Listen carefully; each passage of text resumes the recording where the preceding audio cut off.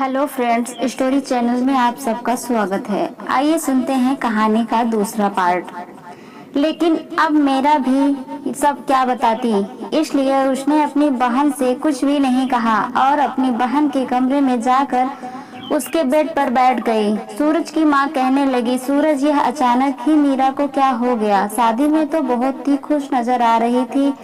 तब सूरज ने कहा, बहुत शौक था ना आपको छोटी लड़की से मेरी शादी करवाने का। अब आप खुद ही देख ले इसका बचपन। अभी तो मैं सिर्फ हाथ ही पकड़ा था कि उसने तो हंगामा मचा दिया। अब आप खुद ही संभालना अपनी छोटी सी बहू को। यह कहते हुए सूरज अपने कमरे में आकर पैर फैलाकर बेड पर लेट गया और उसने सुकून से भरी एक गहरी सांस ली। इससे पहले कि सूरज नींद की वीडियो में खो जाता, सूरज का बड़ा भाई देव गुस्से से तिलमिलाते हुए सूरज के कमरे में दाखिल हुआ और उसने जोर से अपना तकिया अब बेड पर पटक दिया और बेड पर बैठकर गुस्से से सूरज को घूरने लगा। सूरज ने पलटकर अपने भाई की तरफ देखा तो देव कहने लगा, अपनी पत्नी के साथ थोड़ी सी पत्नी से पेश नहीं आ सकते थे क्या? सूरज कहने लगा, भाई मैं तो बस उसका हाथ ही पकड़ा था। अब हाथ भी नहीं पकड़ता तो फिर सुहाग रात कैसे मनाता? लेकिन मुझे क्या पता था कि सिर्फ मेरे हाथ पकड़ने पर ही ना समझ लड़की इतना बड़ा हंगामा खड़ा कर देगी। तब देव ने सूरज से कहा, तुम्हारी वजह से मेरी सुहाग रात भी बर्बाद हो गई है। यह सुनकर सूरज कहने लगा, अब इसमें मैंने क्या किया है भाई, और इसमें मेरी क्या गलती है? 17 साल की मासूम और नासमझ लड़की को दुल्हन बनाकर मेरे कमरे में बिठा देंगे, यह सब तो होना ही था, क्योंकि ना तो उसमें अकल नाम की कोई चीज है और ना ही कोई समझ। अरे वह पागल तो सिर्फ इसलिए शादी करना चाहती थी कि उसे मुंह दिखाई में महंगे महंगे तोहफे मिलेंगे और शादी में नए नए कपड़े मिलेंगे। शादी और शादी के रिश्ते के बारे में तो उसे कुछ भी नहीं पता है।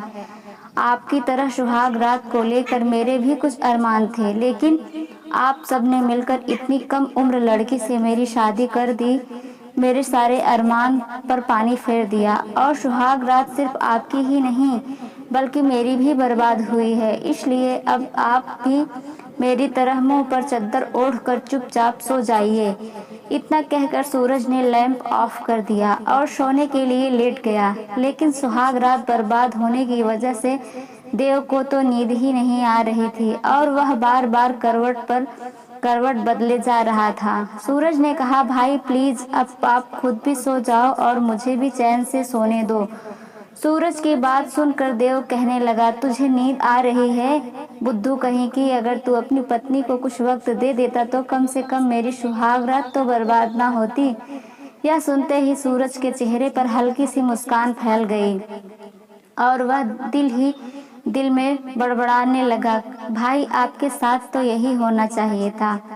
मैं आपसे इतनी मिन्नतें करता रहा कि भाई कुछ तो मदद करो मेरी। मैं इतनी कम उम्र लड़की से शादी नहीं करना चाहता, लेकिन नहीं, सब की तरह आपने भी मेरी एक नहीं सुनी तो आप अपनी बीवी के वगैरह है सो अपनी सुहाग रात को एंजॉय करो। आज आपको भी पता चलेगा कि मजबूरी क्या होती है। यह तो सिर्फ शुरुआत है मेरे भाई, और आपकी सिर्फ आज की ही रात नहीं बल्कि अब तो आपकी हर रात बर्बाद होगी। आप देख लेना भाई, इस नादान लड़की को तो मैं इतना डराऊं कि अब तो यह हर रात आपके कमरे में ही सोएगी और आप यहाँ मेरे कमरे में मेरे साथ। अब तो सूरज ने ठान लिया था कि वह अपने माँ बाप के इस बात को इस तरह से गलत साबित कर देगा कि एक ही घर से दो बहनें लाना बिल्कुल भी सही नहीं है, ताकि अगले 7 पीढ़ियों तक कोई भी यह गलती ना करे। खैर, अगली सुबह सीमा और मीरा दोनों बहनें एक साथ ही कमरे से बाहर आए। तब तक उनकी सास ने पहले ही नाश्ता बनाकर टेबल पर सजा दिया था। टेबल पर हर कोई खुशी खुशी नाश्ता कर रहा था, लेकिन सूरज के बड़े भाई देव का मूड बहुत ही खराब था। देव बार बार अपनी पत्नी सीमा को घूर रहा था और सीमा बेचारी नजरें चुराते हुए आंखों के इशारे से कह रही थी, लेकिन देव अब इसमें मेरा क्या कसूर है? तो वहीं दूसरी ओर मीरा जब भी आंख उठाकर सूरज की तरफ देखती तो सूरज उसे घूरने लगता था और मीरा तुरंत ही घबरा कर अपनी नज़र नीचे कर लेती थी। सूरज मीरा के दिल में अपना डर बरकरार रखना चाहता था ताकि मीरा सूरज के करीब आने की, उसके कमरे में आने की कोशिश भी ना करे। सूरज मन ही मन बहुत ही खुश हो रहा था कि अब मीरा उसके कमरे में नहीं आएगी, क्योंकि वह तो सारा दिन अपनी बहन के कमरे में ही पड़ी रही और देव सारा दिन लान में घूमता रहा और सोचता रहा, काश कि मुझे भी 2 घड़ी मेरी पत्नी का साथ नसीब हो जाए। लेकिन सूरज तो आज बहुत खुश था और उसने पूरा दिन खुशी खुशी अपने कमरे में बिताया और फिर दिल किया तो वह अपने दोस्तों के साथ बाहर चला गया और मुँह दिखाई का फंक्शन बहुत ही अच्छे से शुरू हो गया। लेकिन सूरज के बड़े भाई देव के चेहरे पर 12 बजे हुए थे, जिसे देखकर सूरज अपनी हंसी रोक ही नहीं पा रहा था।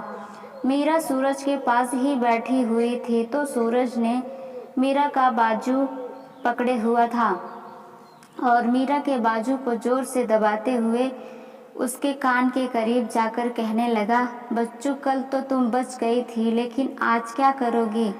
कब तक बचोगी? मुझे आना तो होगा तुम्हें मेरे ही कमरे में, और आज तो वैसे भी तुम बहुत ही प्यारी लग रही हो। आज तो मैं तुम्हें सच में कच्चा ही खा जाऊंगा।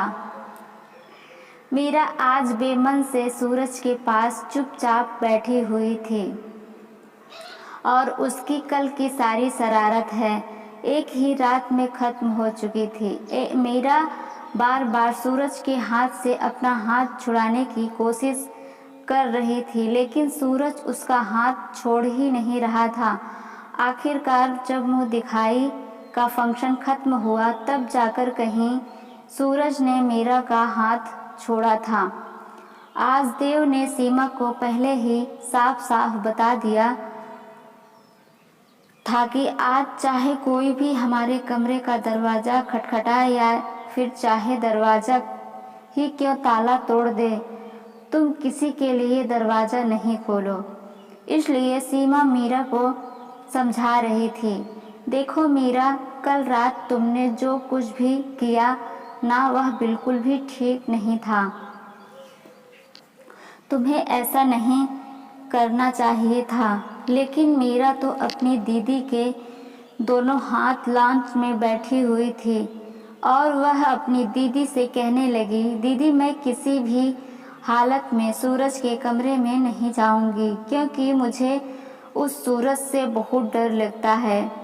तब सीमा अपनी बहन को समझाते हुए कहने लगी, देख छोटी, तू सूरज को गलत समझ रही है। वह तो तुझे बहुत प्यार करता है। तू जैसा सूरज के बारे में सोच रही है ना, वह ऐसा बिल्कुल भी नहीं है। तो एक बार उससे बात करके तो देख, मुझे पूरा यकीन है कि वह तुझे कुछ भी नहीं कहेगा। मीरा ने कहा, दीदी आप उसे नहीं जानती हैं और आपको उसके बारे में कुछ भी नहीं पता है, लेकिन अब मुझे तो सब पता है ना, इसलिए मैं अब उसके कमरे में नहीं जाऊंगी। और फिर मीरा ने आंसू बहाते हुए कहा, दीदी प्लीज़ मुझे पापा के घर वापस भेज दो।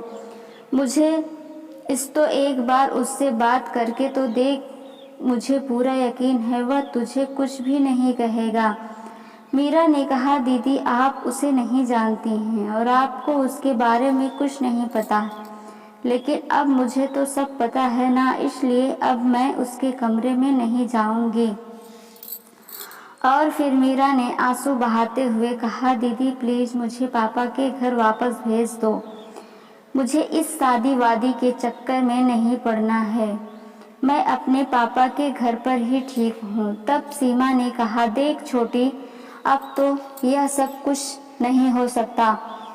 क्यों, उसे वक्त तो तुम्हें इस शादी से कोई ऐतराज़ नहीं था और तुमने यह भी कहा था कि ठीक है, मैं भी शादी करने के लिए तैयार हूँ। सीमा की बात सुनकर मीरा कहने लगी, लेकिन दीदी मुझे थोड़ी ना पता था कि शादी ऐसी होती है, और अब जब मैं कह दिया ना कि मैं सूरज के कमरे में नहीं जाऊंगी तो बस नहीं जाऊंगी। एक तरफ मेरा अपनी जिद पर अड़ी हुई थी और दूसरी तरफ देव अपने कमरे के दरवाजे के पास खड़ा होकर सीमा को घूरे जा रहा था। सीमा बार बार देव से नजरें चुराते हुए मीरा से अपना हाथ छुड़वाने की कोशिश कर रही थी और उसे समझाने की कोशिश कर रही थी।